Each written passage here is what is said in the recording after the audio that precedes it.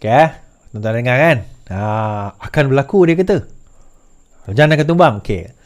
Dia macam ni saya nak cerita kat tuan-tuan. Siapa Sanusi?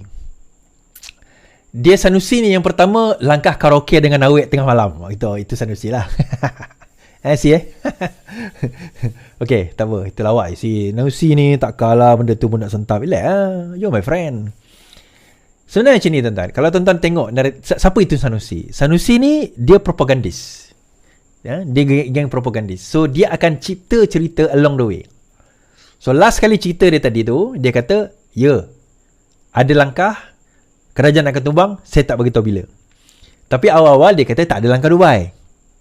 Mungkin langkah cokit, dia kata. Okay, tak ada langkah itu, tak ada langkah ini. Dia macam ni lah. Saya nak cerita terus terang. Langkah itu ada. Usaha itu ada. Perbincangan itu pun ada. Cuma sekarang ini, yang diorang tak ada, ini tuan-tuan. Itu saja. Nah, disebabkan itu tak ada, bukan setakat tak ada untuk nak bayar tu, diorang tak ada untuk nak kekalkan orang yang diorang ada sekarang ni. Membawa saya ke poin saya di dalam Facebook tadi. Yang ni tak ada. Kan? Dan juga, sebelum saya cerita membawa poin saya tadi tu, kenapa Sanusi duk cakap macam tu? Kalau tuan-tuan perasan, Papa Gomo itu sebut pasal 18 hari bulan kerajaan akan tumbang. Kerajaan akan tumbang 18 hari bulan. 18 hari bulan kerajaan akan tumbang, dia kata. Dia ulang banyak kali. Tuan-tuan tahu tak apa yang berlaku 18 hari bulan? Sebenar hakikatnya. Okay? Sebenar hakikatnya, pada 18 hari bulan ini, bicara kes Muhammad Sanusi bermula 18 Januari ini. Mahkamah Session Selayang hari ini menetapkan 12 hari bermula 18 Jun untuk pembicaraan kes Menteri Besar yang menghadapi 2 pertuduhan menghasut berhubung isu pelantikan Menteri Besar Selangor dan penubuhan kerajaan perpaduan dalam satu ceramah politik pada Julai lepas. So, yang tumbangnya siapa? Saya nak cerita ni. Yang tumbangnya siapa? Yang akan tergolek dognya siapa? Tuan-tuan tahu tak bahawa Sanusi tidak dibenarkan bertanding dalam Majlis Pimpinan Tertinggi PAS?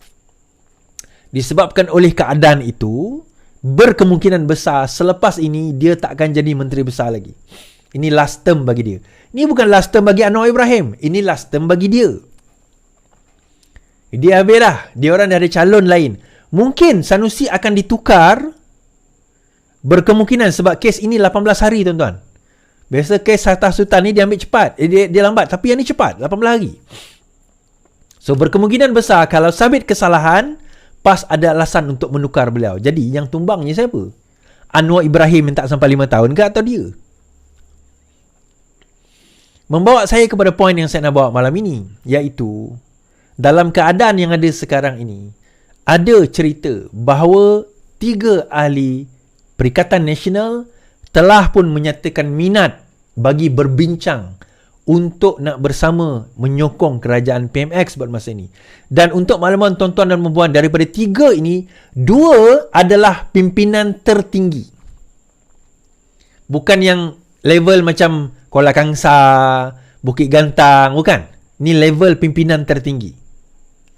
Tetapi saya baru dapat berita daripada 3 ini, berkemungkinan seorang telah menarik diri. Bukan dia tak nak, tapi terma dan syarat tu dia agak sukar sedikit. Benda yang dia minta tu agak sukar. Out of the ordinary, kita kata. Bukanlah out of the ordinary macam mana, tapi kita bukan kerajaan korup lah, senang. Kita bukan kerajaan songlap. Okay, so ada 3. So satu ni dah dulu, sekarang ni 50-50. Tapi satu ni nampak gayanya macam 80-20, 90-10 je, macam tak nak je. So tinggal 2 lagi.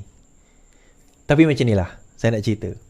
It doesn't matter 3 ni melompat ke, 1 melompat ke, 2 melompat ke, 0 melompat ke, arti kata menyokong PMX, kerajaan sekarang sudah stabil. Soalan, adakah benar dakwaan bahawa kerajaan ini tak boleh kekal 5 tahun lagi? Soalan saya mudah je tuan-tuan. Macam mana mereka nak jatuhkan kerajaan sekarang ini? Macam mana mereka nak jatuhkan kerajaan sekarang ini? Move dia adalah, mereka perlu memastikan siapa-siapa yang menyokong pembangkang untuk membentuk kerajaan. Move dia kena pastikan 2 perkara. Perkara pertama adalah bila dia kata dia nak sokong pembangkang ataupun buat kerajaan baru, betul-betul ada majoriti. Itu yang move pertama. Move kedua adalah siapa? Perdana Menteri. Mereka tak nak berlaku seperti mana yang berlaku pada tahun 2020. Sekejap Muhyiddin Yassin, selepas itu jadi Ismail Sabri. Sebab masing-masing duk nak jadi, masing-masing tak cukup jumlah. Siapa yang tarik, kerajaan tumbang. So mereka minta supaya diri mereka menjadi Perdana Menteri. Bayangkan pada waktu itu, daripada kalangan tersebut sebenarnya PAS dan juga Bersatu yang paling banyak kerusi. Tetapi UMNO menjadi Perdana Menteri. Kerana apa? Untuk mengekalkan kuasa. So poinnya nanti tuan-tuan, rakyat tu melihat bagaimana rakusnya kumpulan ini. Sebab tu saya kata saya tak setuju sedikit dengan Khairul Jazim tadi. Kita kena lihat siapa sebenarnya bermotivasi besar untuk kerajaan ini tumbang dan kenapa. Manusia bergerak atas motivasi, tuan-tuan. Kita bangun pagi ada motivasi kita. Kalau kita tak ada motivasi nak bangun pagi tu, kita takkan bangun pagi. Yalah, motivasi kita apa? Pening kepala kalau tak bangun kan. Lama sangat tidur. Itu motivasi juga.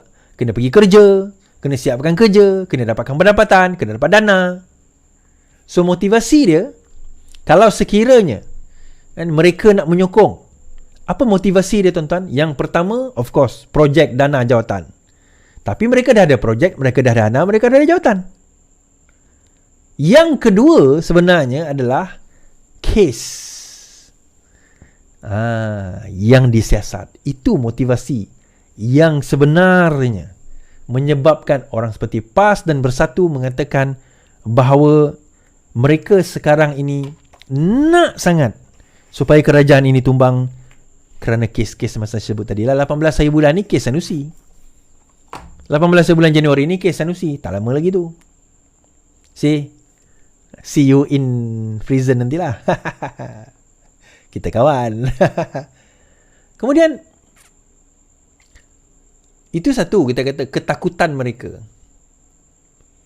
Tapi interesting juga, tuan-tuan, bila mereka ni berusaha sangat kuat untuk memastikan kerajaan ni tumbang. Bukan dia kisah sangat pasal Anwar Ibrahim buat kerja bagus tak bagus, itu secondary. Bagi dia tak penting. Dia kata rakyat menderita lah apa, macam yang dia sebut tadi. Dia last video tu dia kata rakyat sekarang menderita. Tuan-tuan, yang menderita dekat Kedah ni disebabkan oleh kerajaan negeri Kedah. Kan? Kenapa? Sebab saya kata antara inflasi tinggi adalah berlaku di negeri Kedah. Antara inflasi tinggi berlaku di negeri Kedah. Lain daripada Sarawak tadi, high inflation is actually dekat bawah Sarawak, Kedah. So Sanusi kata 2024 dijangka tahun yang sukar. Betul? 2024 menjadi tahun yang sukar. Antara sebabnya, semasa dia jadi Menteri Besar sekarang ini, dia tidak berjaya mengekang kadar inflasi yang meninggi. Terutama di Penang dan juga di Kedah. Isu Penang okey sebab pendapatan dia memang tinggi. Isu Kedah, dah lah harga barang macam Penang, tapi pendapatan tak macam Penang. Itu yang payah. Di situ Menteri Besar agak, orang kata apa, agak di sini Sanusi lah agak terkeciduk dalam perkara ini. So tuan-tuan, siapa yang bakal lompat tu? Siapa yang bakal lompat ni? Right. Saya boleh kata daripada Perikatan Nasional lah. Saya tak boleh nak bagi detail terlalu banyak. Kita fikirlah sendiri nanti. Kita tengoklah sendiri. Kalau jadi. Tapi kalau tak jadi pun, usaha sedang dijalan ni. Kalau tak jadi pun, tidak menjadi hal, tuan-tuan. Tidak menjadi hal. Baik. Bulan Januari ni, kita nak buat mancing ni, tuan-tuan. Kita ada 2 bot dekat Langkawi, 3 bot. Sekarang ni kita bawa penuhkan 2 bot. Siapa yang berminat boleh hubungi nombor ini untuk memancing. Kita boleh jumpa insya-Allah di Langkawi nanti. Kok nak memancing dengan saya 3 hari 2 malam. Ada alasan kan? Okey. Itu saja daripada saya. Terima kasih saya ucapkan. Berapa ribu ni? Allah, lumayan. 14,000 yang menonton kita malam ini. Terima kasih. Di YouTube, Facebook, Twitter dan juga TikTok. Selamat malam. Selamat beristirahat. Yang penting, lawan. Tetap lawan. Assalamualaikum.